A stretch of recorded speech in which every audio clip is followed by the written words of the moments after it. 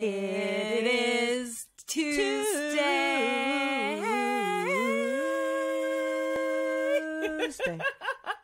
And here is our point. Sing weirdly, my friends. Sing weirdly. We have a conversation today about the voice and how important it is. And, you know, Rachael and I podcast for hours on end. I'm a voiceover artist and a singer, and Rachael spent years in choir.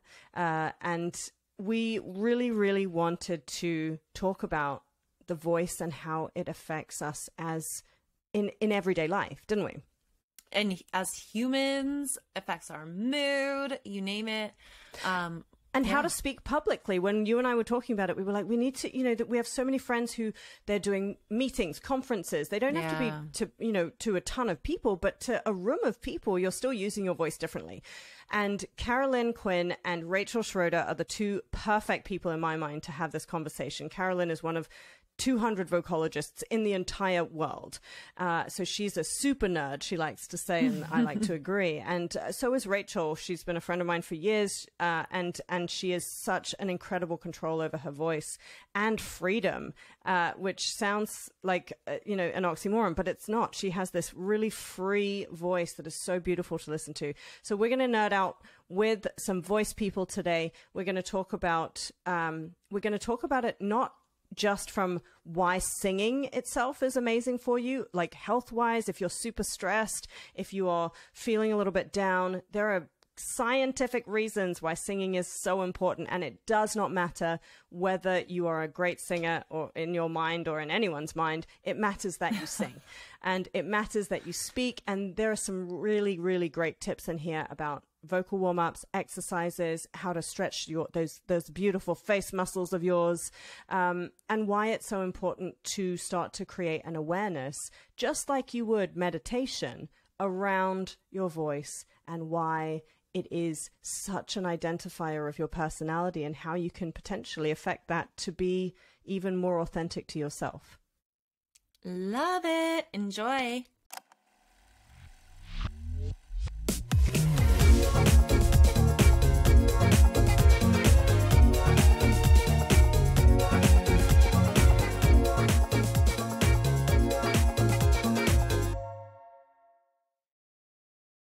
Hello, my friends. Here's me speaking to my vocal coach, being like, yeah, listen to my great voice. Human beings of planet Earth, welcome, Carol-Lynne, Quinn. Welcome, Rachael Schroeder. Hi, Rachael. Oh. Hi. You again. You. We're talking about voice today. Let's get really nerdy. Let's get super nerdy with my nerdy friends. Let's get nerdy. So, hi, Carol-Lynne. Hi, Rachael. I want to ask you both to just do a really quick, 20 seconds of who you are. 20 seconds of this is who I am and this is what I nerd out about. Rachael. Okay. Hi, I'm Rachael. I love everything about vocals. I'm a singer, I'm a songwriter, I'm a vocal producer. I arrange harmonies. I love editing vocals, and I love learning more about vocals. So, yeah, thanks for having me. Mm-hmm. Perfect. You're the best. I love that. I'm Carol-Lynne Quinn, and I'm a vocal coach. I am a vocal producer. I am a massive vocal nerd who's super into making sure artists and speakers and anyone who uses their voice has a healthy and powerful and empowered voice. So I'm also a vocologist, and I learned a lot about nerdy voice science, and I love it, and always down to learn more. Yes. That was amazing. I often will introduce our guests, but I just love hearing from you two because, you know, you're two of my favorite people to begin with. But also because I spend so much time nerding out over voice things in my way. As a voiceover artist who's doing a lot more voice, obviously I'm a singer and a songwriter as well. I don't know why I said obviously. No one knows that. But we do. You do. Exactly. So what we wanted to do today was we've had Carol-Lynne on before, and we talked about finding your voice and about some of the basic kind of concepts of empowering yourself through voice and how important it is. Rachel has been such an incredible supporter of Bombshell Brunches right from the start. But aside from that, is a really dear friend of mine and is one of the most incredible singers I've ever heard, and has been doing it from such a young age. But I've just watched evolve over the last, 4 or 5 years and the pandemic, as our friend Donna Benedicto calls it, pandemic has helped Rachel to really find new flavors and layers to her voice that I think would be, wouldn't that be fair to say, Rachel? Absolutely. So we'll dig into that. And I'm just going to put it out there right now because I'm super fan nerding over my famous friend who has a collaborative cover song that is on Handmaid's Tale. Which episode is it? It's the end of episode... I believe it's episode 5 because they're on season 4. Of season 4. Yeah. So check it out. It is absolutely stunning. We'll put it in the link. We'll put the link to the song itself.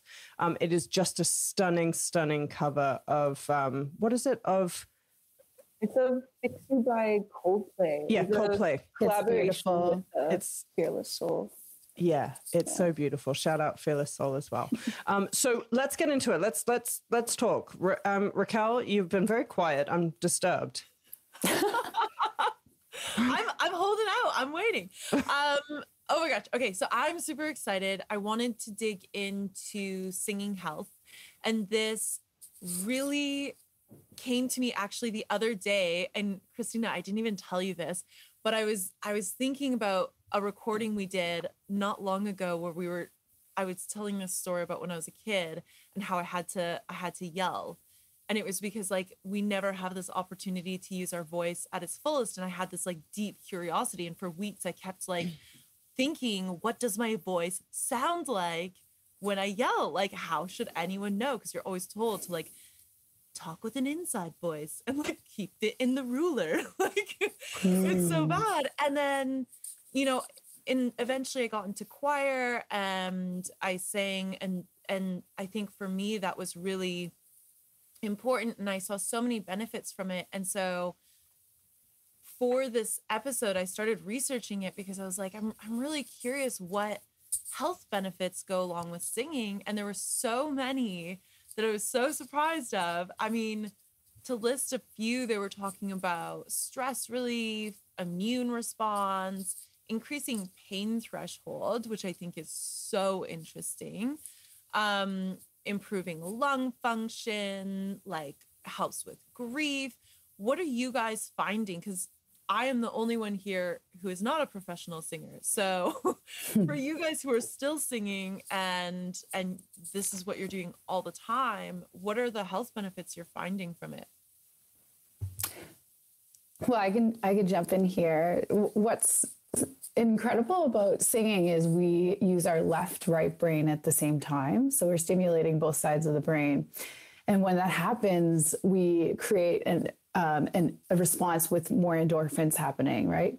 So within 10 minutes, all of a sudden you're getting more joyful, you're releasing stress, you're actually stimulating your body system, your nervous system, and your body feels, okay, maybe I'm not in that fight or flight zone. And it's pretty amazing. And the thing is, you can just sing. It does not have to be, I think people just think, oh, well, I'm not going to sing today because I'm not a singer. But all you have to do is make noise. It does not have to be beautiful. It just has to be a release of your sound, of your true voice. I love, wait, why is that the case? When you use your left and right brain, it releases endorphins? Yeah. When you're stimulating left, right brain, I believe it's because we're using our motor cortex, or laryngeal motor cortex, which is like actually moving the larynx and all the little muscles in there. And that's like the movement based thing. But then language and creativity are on opposing sides of our brain, right? So there's a creativity side being stimulated and an artist side. And then at the same time, there's, the science side. And then they say within 10 minutes, they see your endorphins start to rise. It's crazy. It's amazing. You know what that makes me think of? Actually, remember when we had Shea Emery on, and he said one of the things he missed the most, he's like, yeah, I can go work out. So he was a football player for many years. And he was like, I can go work out. I can do all these things, but there's just something about getting on the field, running across it and yelling at the top of your lungs. And that's the part that's like really highlighting to me. I wonder how much, yes, it's the football. Yes, it's like you're smashing another human, but the yelling, right? The yelling is the release. Something. Yes, the release. You can't get otherwise. Yeah. And another thing, no, go ahead. Okay. Please. Yeah. Another thing that's interesting too is like, for the stress that we're talking about, is we have this capacity to reduce stress by, we all know, like breathing exercises, right? By, okay, I can slow down my heart rate if I slow down my breathing. But singing is an extreme version of a breathing exercise, because the whole time you're singing a phrase, you are breathing out. You are slowing down your heart rate, your adrenaline, your cortisol, right? So all of that is starting to calm you, versus if you're just sitting there and you're stressed, you're breathing fast and you're breathing in as fast as you're breathing out. Well, your heart rate goes up while you breathe in, your heart rate goes down while you breathe out. So in singing, you're breathing out 5 times longer than you're breathing in. That's why artists or people, after they like start speaking or singing a couple songs or speaking for a few minutes, they start to calm down. They get less stressed. They're like, oh, second song in or third song in, I feel good. Well, really, it's because they've been slowing down their heart rate. Oh, wow. And what about the pain threshold? Because that was like, I mean, to me, it makes so much sense, because you had like warriors back in the day singing. You had all of these things where people would turn to song to get through difficult times. So it makes sense. I mean, I even did a hit class the other day, and one of the guys was like, he just started singing in the middle of it, and you knew like we were all dying, and it just raised the vibrations of the whole room and got us all through it. But I'm thinking, like, what's happening? Do you know, like, what's happening in the body? I want to research more before I say this is how it is. But my guess would be it's the whole endorphins, and it is like putting your brain. But maybe it is the heart rate, right? Same thing. It's like slowing down. But I feel like when it's group singing, there's something so powerful about that. I do know there's research out there when it's group singing. Yeah, there's some amazing things that happen, and there's that like camaraderie where you're like, yeah, we can do this, because it's so vulnerable, right? Raising your voice together, and all of a sudden you feel like closer to somebody when you sing with them. Well, you're also really connecting. Like, I mean, Raquel, I'd be interested to know how you were with choir, right? Where you're like, you know, when you do a cappella things, or Rachel, if you worked with other people, and Rachel has done this before. Actually, recently you were in the studio doing backing vocals, and backing vocals is such a technical art form. I'd love to hear, actually, Raquel, I'd love to hear your experience in choir. And then Rachel, I'd love to hear how you connected with other people when, especially with the lead singer, where you're like, I don't know about you, but I get super creepy eye, and I'm like, I just watch them as if that's going to help me, which it's not. And it also probably just puts them off, because I'm like death staring. I'm like, and come in now. Oh my gosh. Well, choirs that I was in, you're all facing away, so I couldn't look at anybody. Sorry? What was this? The back choir? No, like you're usually in like less than a U shape, because you have a massive choir and then you're singing out towards an audience. Oh, right. So it's about like the acoustics. But so I wouldn't necessarily be looking at people.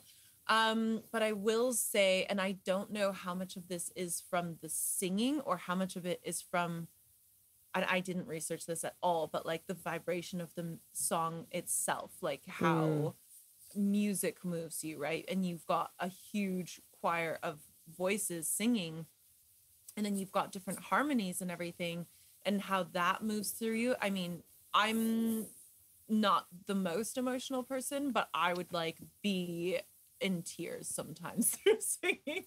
And it was oftentimes just because of that feeling, like just, I don't know, it was so powerful.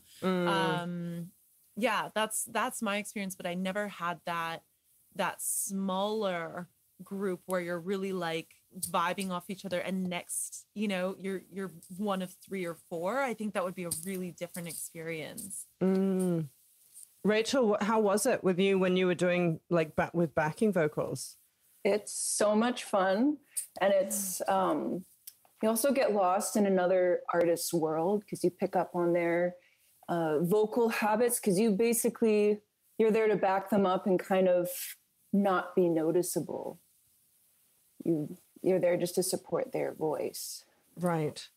Yeah, it's interesting to like vocal mimicry as well, right? Because there's the technical side of voice, and then there's the creative expression side of voice, and then there's the scientific side of voice.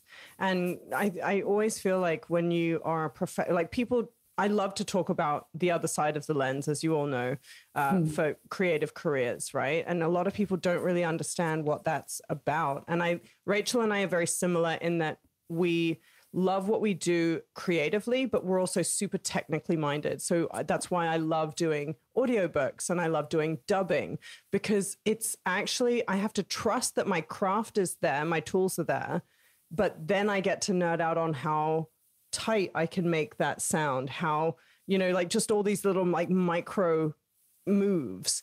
And I think a lot of people, when they're at the beginning of their career or looking into what careers work for them, they don't really question whether they're going to enjoy that technical aspect. And I think that's a big part of what levels you up.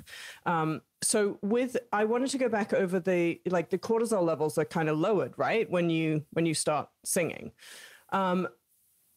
Carol-Lynne, when you did your vote, because you're fresh out of vocology qualification, and just there are like probably less than 200 vocologists in the world. Yeah, I mean, this program is pretty unique. It is really nerdy, really intense. It's at the National Center of Voice and Speech in the States, in Utah, at the University of Utah. And you dive deep. I believe it's about a year's worth of curriculum in 2 months. So So what was your date? What were your dates? No one heard from me. I didn't. I remember. I was like, he was like, "Where have you been?" I was like, "I don't know." The ether of voice knowledge. My days. Yeah, talk us through it. How long were your days? What were you learning? Like, what were some big things where you were like mind blown? Yeah, so I got to train under some amazing humans, some beautiful people who are voice scientists and speech language pathologists and laryngologists and like people who just have studied voice for a long time. Dr. Ingo Tietze, he is literally the person that has like studied aerodynamics and back pressure and, hey, if we put a voice in a straw, this is what it does. And like, it was so incredible. So the very first 3 weeks was all physics, actually. So It was physics and aerodynamics and understanding the pressure through the vocal folds and understanding what happens when you stretch I'm not going to bore you too much, but just like all the nitty gritty of like how the instrument, how our voice actually creates sound and how pressure systems affect it and how stress and strain and different things affect it. And so every day we had to dive deep into mathematics, believe it or not. And and then we moved into vocal health, and like I've already been studying vocal health for years and years and work with a lot of people when they have vocal trauma and vocal problems. But it was so beautiful just to be surrounded by people who are really into the same craft. So vocologists are kind of three different interdisciplinary kind of interdisciplinaries coming together. So there's speech language pathologists, there's vocal like professors or voice coaches, and then there's laryngologists, ears, nose, throat doctors. And so we all were in the same program together, learning from each other, like getting nerdy together and diving deep, looking at the lungs, looking at the vocal folds, went into a cadaver lab, like all these different things. So it was everything from the math to all the possible traumas that a voice can go through, how to kind of walk through that. Okay, I have a question. So by definition, what is a vocalogist? Oh gosh, we don't even know. It's like a voice. I would say it's like, I would say it's like bringing those three disciplinaries together. And it's like someone who is, who understands habilitation. So like actually training the voice, rehabilitation, healing the voice, and steadying the voice. So it's a little bit of research-based. So it's like starting to understand all three sides. So I've always been a habilitator and a rehabilitator, but then the research was a big thing for me, like diving deep into, all that. And then a laryngologist doesn't understand maybe the habilitation or the training of a voice, but they know all that, the science side behind it. So we're kind of bringing them all together. Okay, because I'm really excited about this because I have friends who are teachers. I have friends who are people who are speaking every day and are very unconscious about their voices. So let's imagine there are so many people who listen as well who are just, like not necessarily taking the time in the morning to warm their voice up. Talk to me through, and then I want to hear from Rachel what Rachel's morning routine is, because I know that that's a very specific one for singers. But Carol-Lynne, I do 5 to 7 minutes in the morning as a bare minimum, and it's what allows me to speak for 6 hours doing an audiobook, right? Like narrating an audiobook in a tiny cubicle is very taxing on your voice. So talk to me about the science of over speaking or misusing your voice, as it were. Well, Rachel knows a lot about this. I coach Rachel, so this is like the best part about us being on here together is not only am I her coach, but I love her and she's a wonderful person. So I think it would be really fun to walk through that live together. But the science behind it. If we got to think, first of all, that the voice is part of our body. It is muscular, right? It is human. And I think a lot of times we don't realize how we create sound. No one knows how we create sound. We don't see it. We just kind of wake up one day, we're babies, and all of a sudden we wake up and we're like, oh yeah, I know how to talk. I know how to make sound, right? So it takes 100 muscles to create sound. And just, especially if you are someone who is a teacher who is speaking all day, or you're a voice actor, or you're a singer, or you're answering calls all day, right? If you are not taking care of your voice, you are going to be fatiguing out because you are operating at a high athletic vocal level, way more than the average person if they're not speaking for most of the day. So we have to think about it like, if I was a marathon runner and I didn't warm up before that, or I didn't stretch, or I didn't train, or I didn't even do a little bit of something to feel a little bit more relaxed and open and stretched out, well, I have way more capacity to fatigue out faster, right? Because that muscle is cold. So the science behind it is really thinking more athletically than thinking it's magic. Okay, but why should an everyday human think that way? Like you say a marathon runner, right? But some people are like, well, I'm just a teacher, which is, by the way, you never say I'm just a teacher. You're one of the superheroes of the planet. So teachers and fitness instructors actually have the highest rate of vocal fatigue and vocal trauma out there because they're using their voice so much, and because they're using their voice without usually any training of understanding how to keep it healthy, how to project it properly. So every time you use your voice, your little vocal folds are coming together, and they're coming together hundreds of times. Yeah, I love that. Whenever we're in when we've had classes, and you're just like, this is your vocal. what's happening? Oh, yeah. So it is such a physical experience, and so people think, oh, well, I should just, like you said, teachers might just think, well, I just do what I do. But they'll notice at the beginning, especially in September, when they're starting out and they had the summer off, they're going to notice, oh man, my voice is really fatiguing out by the end of the day. So tell me more about that. Tell me what that actually feels like when someone feels like, it's kind of like tightness here. It's kind of like raspy. It feels dry. Totally. I mean, it depends on who they are. Everyone kind of responds slightly different, but yeah, you're right. It gets swollen.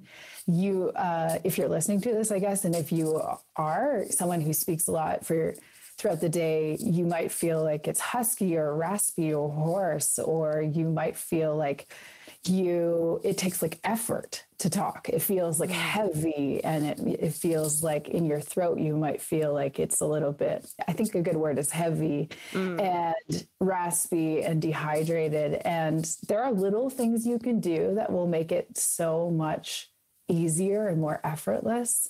And we all know teachers have to project, right? And we all know that you have to carry your voice across the room. So learning a little bit of resonance, learning a little bit of that is really important.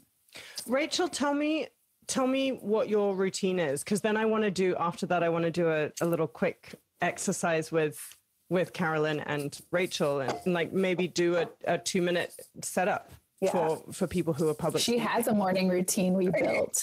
Yeah. So yeah, my routine around my vocals is I do a morning workout for it Monday to Friday. And then usually on weekends, I'll take a rest. Sometimes I will record for my projects. So I'll just do a gentle warm up on those days instead of an actual workout. I also meditate in the mornings. I definitely would consider that to be a part of my routine around my vocal health, because since my instrument is a part of me, if I'm feeling some stress in my personal life, that's going to affect my voice. So just knowing how to take care of my voice during those times and give it some extra love, like massages, like in your face and neck. I personally carry a lot of tension in my neck if I'm like going through a really like stressful time. Oh, yeah, me too. Neck and shoulders. Yeah. And then. So when I want you to get more specific. You say you do a workout in the morning. What does that actually look like? Well, should we do one? Looks and sounds like this. And that's for those listening and audio only, is straw in a cup of water. Water straw. Water straw. Okay, and actually, Carol-Lynne, tell me why it's important to do the straw through water and not just air, and why we use the straw. Yeah, I love the water straw. I love the straw too. They're a little bit different. So when we're creating sound through straw in water, I'm just going to pull it up here, but all of a sudden when you're creating sound through that, there is this back pressure created. So there's this healthy pressure created when you're trying to sing, and maybe you have a habit of pushing your voice and like trying to make sound with a lot of extra effort, or maybe you're trying to just like push things that aren't natural for you. When you create sound in water, all of those muscles are actually dropped down and they're massaged out. So it's like a massage for your throat, a massage for your vocal folds, and it teaches your voice how to create sound with way less effort and way less pressure. So it's almost putting you in like a chamber of healthy technique. So it's like starting, you know how like people do aqua Aquarobics. Yeah, that thing. And rugby players can tend to like, when they like train through the water so that there's resistance. Yeah. So it's that healthy resistance without allowing your voice to kind of slam and push the muscles and tense the muscles together. It's really beautiful. It also takes away swelling, and there's massive amount of benefits. But on top of that, it's teaching you how to use your air properly. Because if you see the bubbles going, or if you're creating sound, and say you're a professional speaker, and that means teacher, that means answering your phones, that means so many different things, right? Yeah. Well, go on. Oh, sorry. But if you are, and you're just using your natural kind of work voice through the water, but if it's kind of, and the bubbles aren't continuing to go, you're not using your air, you're using tension. So lots of great things for the water. Yeah, that's awesome. And I just want to go back a little bit, because when you have when I speak to people who are talking about their tiredness, talking about the fact that they don't really think, so other people who are like, I don't really think I need that. We all talk all the time. Right? Like, so every human. Exactly. So it shouldn't be a problem, because we know how to do this. Now, the thing that I say back is, yes, but it doesn't mean that you're doing it well. You're not optimizing your tool and your speaking voice. Anyone who is a public speaker, not only a public speaker, but a lot of people who speak in meetings, or who have to open a ceremony of some kind, or speak at a Christmas party. It's like, when you do all of these things, that is taxing your voice. The awareness of what is happening, number one, is really important. But then number two, it's like, if you want to level up, I want to get into this a little bit later. If you want to level up, you have to have an understanding of what's happening in order to be able to affect that change. There are a lot of people I know who have very quiet voices, and they speak like this all the time, and they're, and no one listens to them. And then there's someone like me that is, in Canada, more than borderline obnoxious sounding. Because I throw my voice very, and you can hear me coming from a mile away, because of how my voice has been brought up. So some amazing, Yeah, please. Yes. Some amazing humans I've worked with have transformed their work lives from taking voice lessons. Okay. And it has nothing to do with them. They don't work in the arts.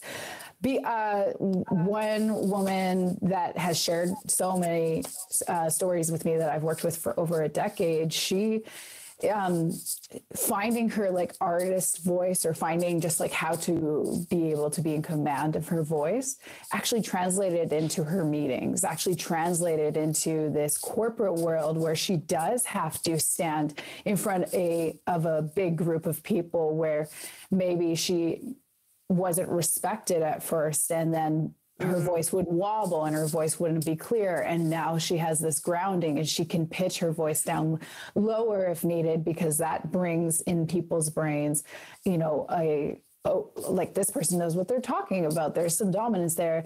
If it's kind of like really quiet, or if it's really wobbling all over the place, we can feel nervous energy, right? So being able to be in command of your voice shifts that. And she now, she moved up so high in her company, she ended up leaving it and starting her own company. And she says a big part of that is being able to, building her voice gave her so much confidence in so many different ways. It was pretty amazing. So let's go into that more. That was such a beautiful segue. I love those segues. Rachel, you have known voice work since you were teeny tiny little small, right? Yeah. So how was that for you? What was your journey like in terms of someone who has, because I know Rachel really well, and you correct me if I'm wrong, Rachel, but Rachel is when I first met Rachel, she was very soft-spoken, very polite, very conscientious, very like a fierce friend who has we have our group of friends that we still keep in touch with all the time since we did a course together 4 years ago. And very, not an imposing personality. but very, very clear on what she wants and very dedicated to what she's doing. So speaking about you in like third person, but she's awesome. Yeah, so awesome. But how did voice serve you? How did, doing what you did with singing, why did you decide that you loved it? And why did you decide to continue doing it? And why did you make it into a career? Wow. Yeah, no pressure. Voice was always a part of my life. I remember as a child, like hearing voices in church. So just like being around harmonies and singing all the time. I remember growing up, my Grammy teaching me harmonies when I was like little. I just loved singing, and I kept bugging my parents, and they got me into vocal lessons when I was 6. And then I loved it. And then like a few years later, I started songwriting, and then I started seeing the vocal coach I saw until I graduated high school, Brian Farrell, and he really helped me with my voice and my songwriting, and kind of created a little space for me in his vocal community to like share my art. It was just always the place where I felt like I could be myself. I just always felt very free in my voice, and whenever I'm singing, I just feel at peace and at home. I love that. Scientifically, what is that? Why is that, Carol-Lynne? When you say like you feel grounded, you feel at peace. In my mind, and tell me if I'm on the right track here, left, right brain, tick. That's what it's doing. Second thing is it's reducing those cortisol levels as a result of that left, right brain endorphin activity. Number 3 is that you're loosening your muscles. Like I often will do like a lot. We hold so much tension in our faces, in our jaws. So much. Our tongue is, what did you say to me? I think you said your tongue is like one of the strongest muscles in your body, or one of the biggest muscles in your body. What was that? Yeah, it's comprised of 8 different muscles, and I think for the amount, like for how big it is the strongest, right? Right. It has this capacity for great good or great evil. It can help us, or it can get in the way. And yeah, there's so much tension in so many different places. And especially if you're training like a nerd or training like an athlete, you are releasing, like Rachael knows this, and you know this too, that we start with all physical stretch release for 5-10 minutes before we even make a sound, because our voice is our body. Right. And so, yeah, I would also say, going non-scientifically, why I would think we feel at home, or like Rachael said, that is where I feel like the most me, is our voice is so us. Like our voice is created from our entire being, 100 different muscles in our being. And it sounds like nobody else. And it comes from the shape of our throat, the shape of our tongue, the shape of our jawline, our cheekbones. All of that affects our timbre and our tone and all these different things. And your eustachian tubes, right? Like everything. Yeah. Your oral cavity, your nasal cavity. Yeah. Your pharynx, your larynx, like how long your vocal folds can stretch, like all of that is creating our sound, and also like if you're happy or today, or if you're stressed today, like your voice is going to sound different. But so walk me through, because my goal, one of my big goals in life is for everyone to use their voice in a way that is healthy. Me too. That is literally my goal in life. That is literally your goal. This is just one of my side goals. I love it. Because I see so many people losing it, and I see so many people who aren't aware. They're not aware of what is happening. And they're not aware of how to, in 3 minutes, set themselves up in a way that might be, something they haven't done. Like, for example, for me, that's part of meditation, is my vocal warm-up. It's the same. It's got a very similar, it's not the same impact, but I'm looking forward to the day that it's normalized in the same way. So give me a 2 or 3 minute thing that someone can do if they're like, and ideally they'll come and do the raw course because you have a raw course, which we'll talk about later. And when I say raw, I mean ROAR, roar, roar, like raw. I just had to make it hard.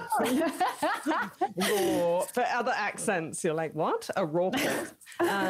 Yeah. So, but what's a little 2-minute trick? Yeah, I would start really, I'm just take off my scarf here, but I would start really quickly with a stretch. So I'm going to like vocally explain this. And maybe if you are watching the video, Rachel, we can all do this together. But I would start very simply with taking your hands, making a little butterfly with your 2 hands, putting your butterfly on your collarbone. Mm-hmm. And then I would take your jaw and just jut it forward a little bit and then slowly lift up towards the ceiling. So you're looking up at your ceiling. Continue to jut the jaw and breathe in through the nose. Breathe out through the nose and pull your shoulders down. So I would do that for, even just 20 seconds. 20 seconds. Okay. But we'll come down and then you can come down slowly, moving your head side to side. Why do you put your hands like this? Just because it looks cute? Yeah, just because it looks cute. No, because it does. If we didn't put our hands like that, you're not getting quite the same stretch in the shoulders. Oh, it made me want to stretch everywhere. Right? Yeah. And it opens up all of that extension, that SCM and all these big muscles surrounding your voice. And then I would probably, if we're just looking at 2 minutes, I would dive into quickly maybe taking your pointer fingers, putting them behind your ears, mm-hmm. and just pushing in right at the bottom of your ear. So between the bottom of your ear where there's that little divot connecting to your jawline, and then just checking in with that little buddy. Hello, buddy. Hello, buddy. You are usually quite painful. We hold a lot of tension in here, and we want to release this ligament and these muscles that are connected to our jaw. Do you ever go for facial massage? Someone said facial massage the other day to me, and I was like, I've never had a facial massage. I work with some artists that do. I have never gone for one, which I should. I 100% should. But yeah, it's a thing. And apparently there's some really great ones out there. I got to seek them out.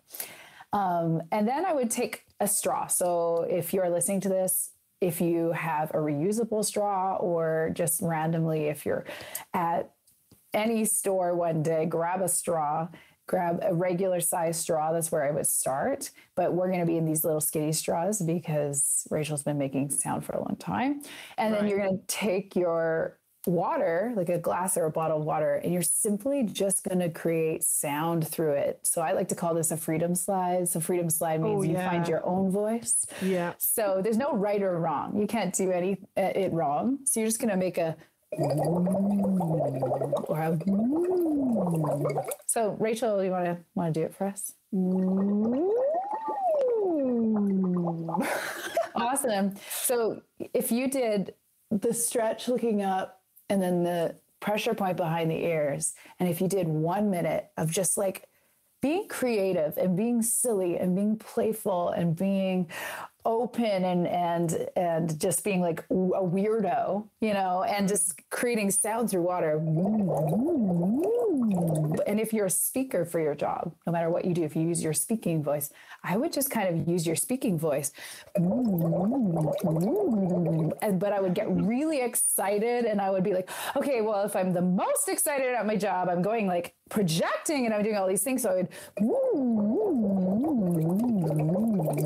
right? But what you're doing is you're really warming up your voice, and you're stretching it, and you're allowing that whole range to start to open up without possibility of tension or too much tightness. Yeah, I think that for me, when I started working with you, and I can't wait to come back and see you, and especially when I don't know about anyone else, but Rachel, do you always write songs that you can't sing, that you're like, I'm going to put it into everyone does. Oh my gosh. And I'm like, why did I do that to myself? Like, I want to make it this high. And then I'm like, because we're high achievers. Yeah, or I just have no concept of what I'm capable of. I'm just you're capable of it, baby. Yeah, I always just bring those songs to Carol-Lynne. I'm like, help. And then she does it. And then I'm like, hey, here's a workout. And then a week later, she's like, I'm killing the D now. I'm like, yeah, you are. That's amazing. Yeah. Okay, so actually, wait, so you can't really, it's very difficult to damage your voice when you're speaking like that and doing those freedom slides through the straw into water, right? Because when we started working together, that really helped me. And I just wanted to add this one thing. I am the type of person, and I don't know about all of you out there, but like, I don't know if this is obvious or not.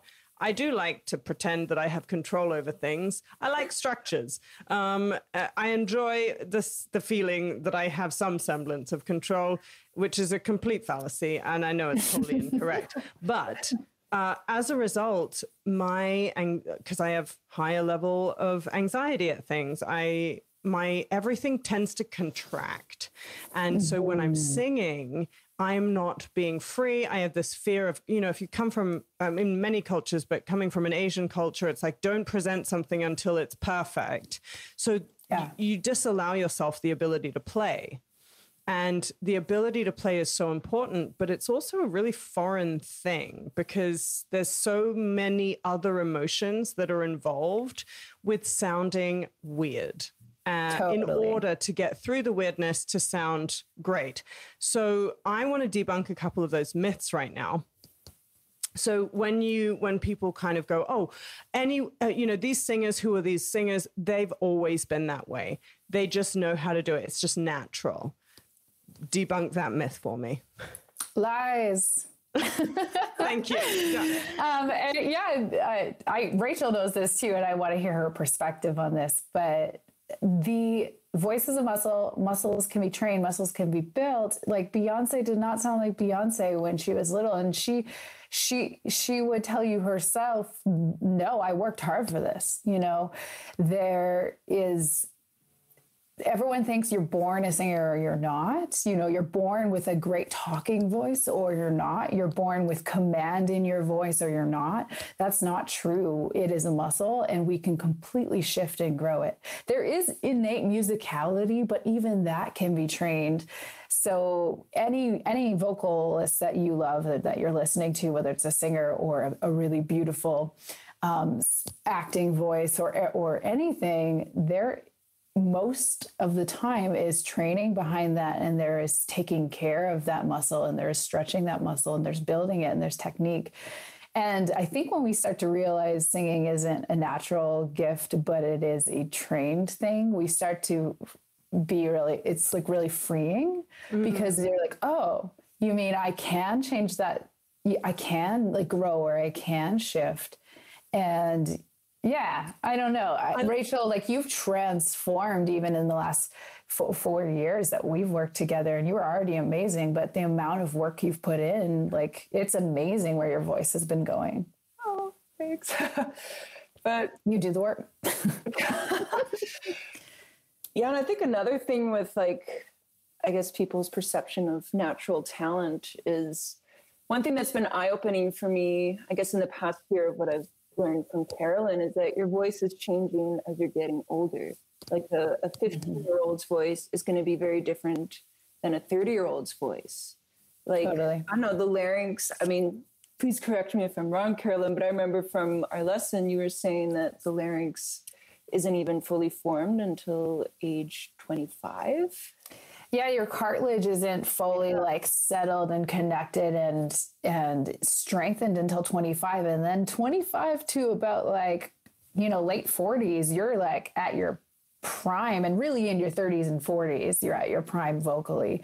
And then you can continue it all the way through your life. And the most beautiful thing or the cool thing is like, you're never too old to be a speaker or a singer. It is something that you can keep healthy. And there's some research that does say that if you are a singer, even just for fun, and you're using your voice and you're using that muscle, that when you're in your older age, you sound 10 years younger than your peers. Wow. 10 years. Yeah. Wow. And that's a huge thing when we talk about vocal health, is that a lot of people lose their voices, or they get really, there's a lot of bowing in the vocal folds, which means they can't connect. So they sound really breathy or like really weak. And if you think of that, like having your voice taken away the older you get, that's like a huge part of autonomy, right? That's a huge part of being in your power, is being able to say what you need and being able to be heard from the people around you. Mm-hmm. So yeah, I mean, the voice is so powerful in so many different ways. That's an amazing point. I think throwing your voice as an actor, we play a lot with how we're sounding. It's so different from theater to film. It's so different based on the character. There are a lot of stereotypes, right? There's the shy person who, kind of speaks like this, and there's the invisible person in the crowd and very soft. And then there's that, the more like me or my dad, this like booming, like, hello, really loud, but not hopefully not in a very confrontational way. You have people who have like much higher level voices that are, a little bit more in the nasal side of things. And then you have accent on top of that as well, right? Like there are people who, and pace of your voice and how much you're breathing in between. So Carol-Lynne, tell me, if there were, you have clients who are purely speaking clients, right? Are there people who, are you working with them on the pace side of things and to try and figure out where their voice sits best? Or are there like, I don't know, how does that work? If someone comes to you and says like, I want to learn how to speak, quote unquote, better. Yeah, right. Like everyone's like, what? But I can speak. I think a big thing is finding their actual very first thing is like finding their natural pitch. A lot of us speak we're all here in the morning, so I've got my morning voice on, but my radio voice going on. But a lot of people speak out of their range, and they have trained their voice either pitched down really low and is kind of frying out, and it's getting really fatigued a lot. And fry necessarily isn't the negative thing, but it's continuing to push into that position that's fatiguing. Or it's really it doesn't connect very well, or it's up in like a higher range and it's squeezed, right? There's all these different things. So a really like quick trick to find where you naturally speak is just counting down 10, 9, 8, 7, 6, 5, 4, 3, 2, 1, and finding where like your 5 or 4 kind of sits. That's usually when, because we're not thinking about it, we're just doing a thing, because we always kind of dip too low by the 1. And then we usually at 10, 9, 8, 7, 6, 5, 4, 3, 2, 1, right? So there's this thing, especially if you're not a trained speaker or singer, you're going to just kind of naturally find your healthy range through just I love counting. that trick. Mm-hmm. Yeah. And then I would say a big thing is like stretching and exercises. Even you don't need to be a singer to be able to take care of your voice in that way. Right. Right. And then resonance is a big thing. So being able to find the vibration, and I wish we had a million hours because you could get into that. But a big thing is just, even if you agree with me, and do you feel a vibration in your lips and starting to feel, Yeah, I guess I do. Well, you just changed it. You found the resonance. I did just change it, didn't I? So that's where your healthy voice is going to come from. Yeah. Now I'm projecting and I'm loud, but I'm not pushy. Yeah, and I think and then pacing with air. Yes, and breathe, and knowing when to breathe. Yeah. Rachel, do you take days where you don't speak at all? No. There are so many different so many different ideas around what you should and shouldn't do with voice. That's another debunk. Like that's another myth. Okay. If I'm feeling under the weather and I don't have any work to do, maybe, but I usually sing at least once a day, even if it's just like a little ba-da-da-da-da, like here and there. Yeah, that's great. So what, Rachel, how do you feel like you keep your voice? What are your top tips of keeping your voice in good shape? What do you do? Well, I think the first thing for me, because I overthink a lot and I can be a perfectionist, is to just not overthink it and worry about it and trust my voice. I think that's the very first thing. I guess depending what I have. Okay, so for example, if I have like some days coming up where I have like a lot of vocal work or shows, then I'll like steam my vocals with like, you can just boil water, put it in a pot, put like a towel over your head and just like, I don't know, for like 10 minutes, just zone out of the world. It's really nice for your voice. Good for your skin too. Yeah. Get all dewy. Opens the pores. Another thing is diet for me. If I have like a lot of vocal work coming up, I won't drink alcohol for at least 24 hours. I won't have coffee, basically anything that's dehydrating. I personally try to limit my dairy intake because I don't like phlegm and it's like, bleh. Even though it's like not bad for you, I don't. Yeah, I'm the same. Dairy can really can just make it feel like mucusy.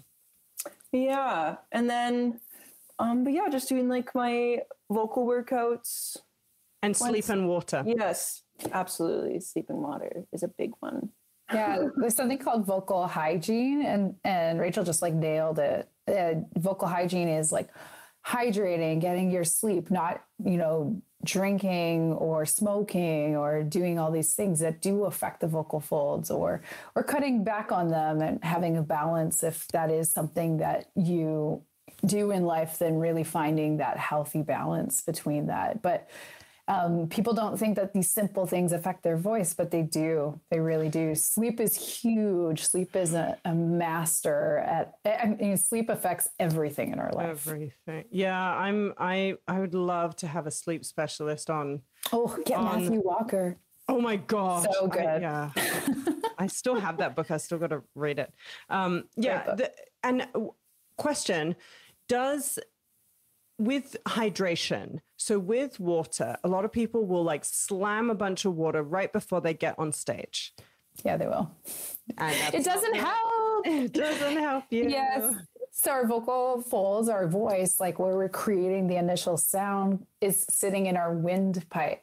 And so when we drink water, it goes down the food pipe, right? It does not go down the windpipe. So we imagine in our mind, I'm hydrating my voice, but it's going into the body, but not the vocal folds. So how we can hydrate our voice is either systemic, right? So through the system where we're drinking the water, and then it hydrates our skin and our brain and all our different organs, and then it gets to our voice. So that takes a while. That does not take 1 minute. What's a while? A few hours, right? It could take up to a day if you're dehydrated. Yeah, it could take quite a while. And then, but there is steaming, which brings the water into the throat and the tongue and makes your like throat feel nice and moisturized. And then there's a nebulizer. There's something called a nebulizer, which breaks down the particles of the water even smaller than steam, and you breathe it in and it hydrates the vocal folds on impact. So if I'm working with an artist who's touring, and they're in like a new climate every single day, and they're kind of a little dehydrated from all their travel, then I would do that. But yeah, the best bet is just staying hydrated as a lifestyle. I mean, I want a nebulizer. Yeah, I have one.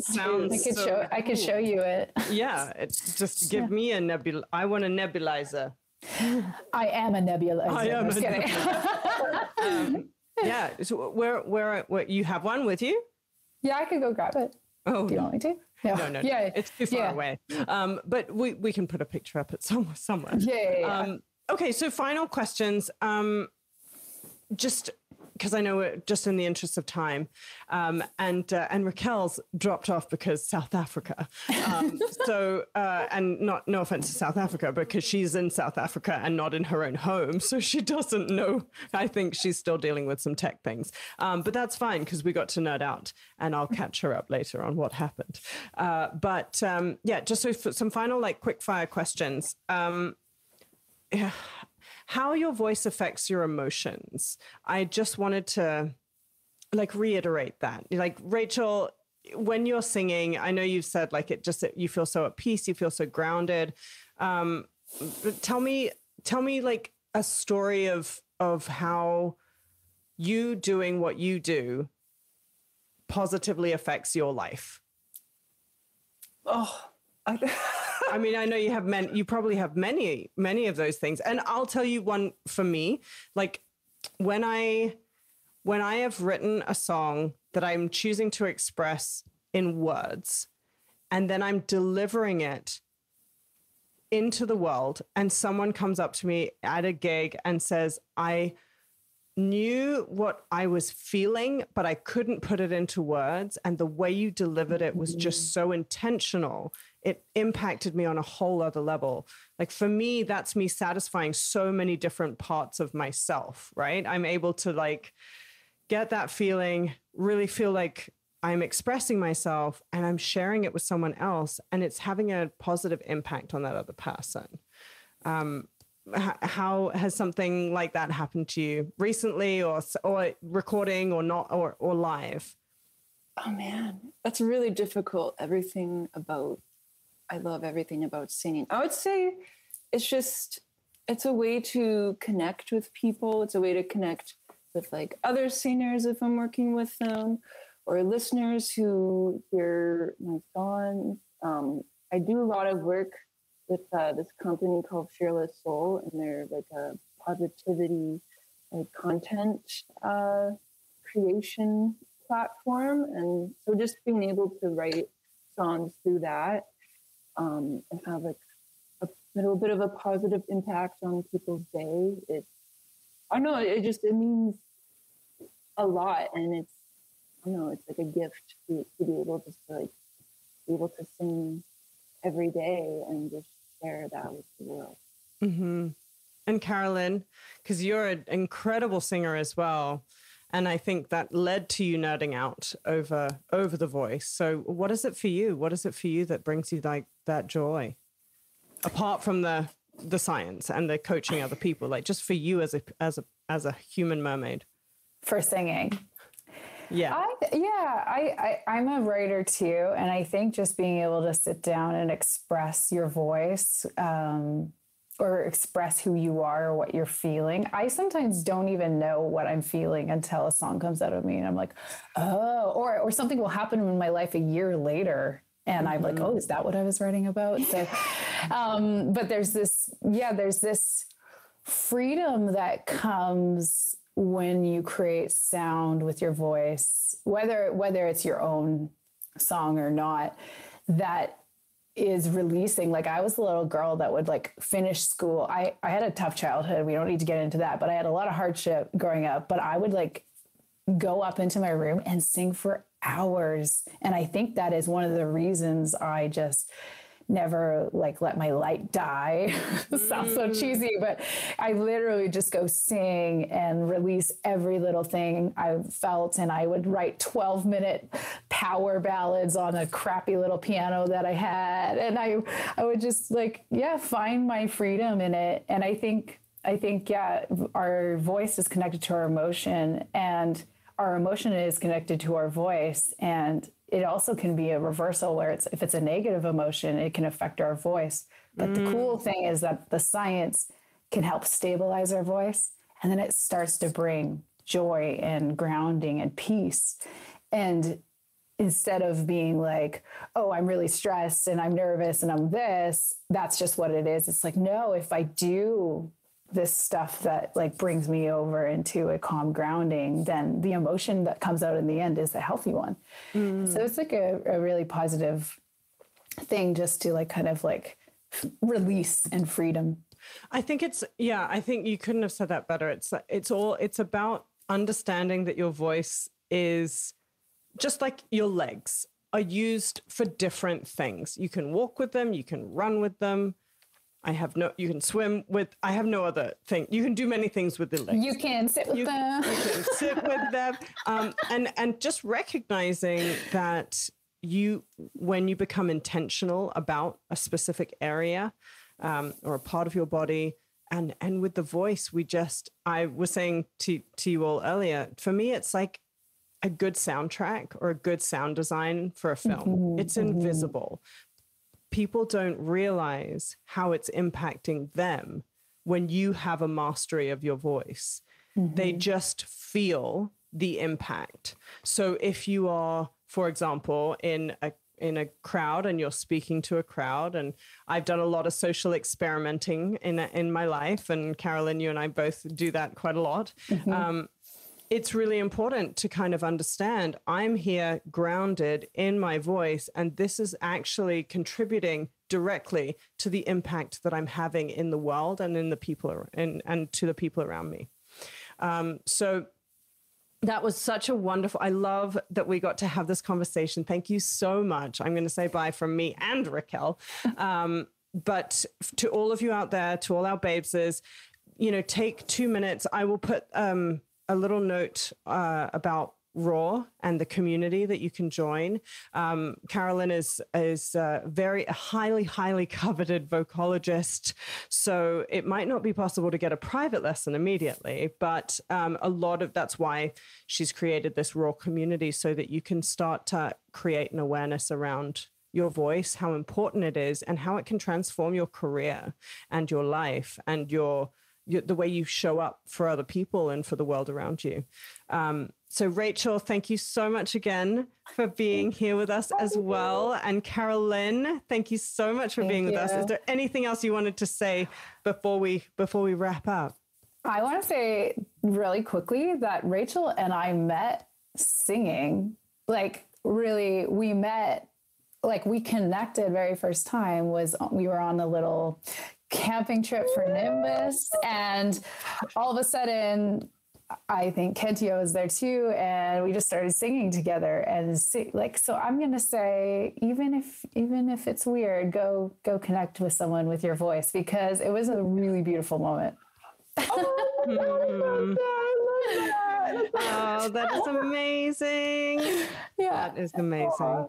And even if you think you can't sing, it doesn't matter. Yeah, sing in the shower. Sing your little heart out. Yeah. That's what Raquel and I do every Tuesday. It is Tuesday. One of my favorite parts of your shows. Our bad singing. All right, my darlings, thank you so much. We will see you soon. Thank you. Thanks for listening, Bombshells. In order to continue to elevate, subscribe and don't forget to click that little bell so you can get notified every time we have a new badass brunch. Until next time, stay focused, fierce, and fabulous.